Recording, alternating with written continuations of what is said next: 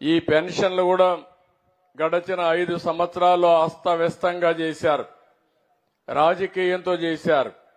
కొంతమంది వికలాంగులు కాకపోయినా వికలాంగులుగా చూపించి పింఛన్లు ఇచ్చేశారు. నేను ఈరోజు అందరికి కూడా ప్లెయిన్ గా ఇచ్చాను. కానీ ఒకటే ఆమె ఇస్తున్నా, ఇదే మారిగా గ్రామ సభ పెట్టి ఆ ఊర్లో ఇచ్చే పింఛన్లన్నీ కూడా ఎవరైతే అర్హులున్నారో వారందరికీ ఇచ్చే ఏర్పాటు చేస్తాను. అక్టోబర్ నెల మొత్తం ఈ కార్యక్రమానికి కేటాయిస్తాం. వాళ్ళ ఆర్థిక పరిస్థితులేంటి, వాళ్ళ యొక్క కొంతమంది దివ్యాంగులుంటే ఎలాంటి దివ్యాంగులు వాళ్ళ 6,000 రూపాయలకి ఎలిజిబిలిటీ ఉందా, 8,000 రూపాయలు 10,000 రూపాయలు ఇస్తున్న 10,000 రూపాయల లేకుంటే 15,000 రూపాయలు ఇవ్వాలని అధ్యయనం చేసి మొత్తం వారందరికీ కూడా న్యాయం చేస్తాను.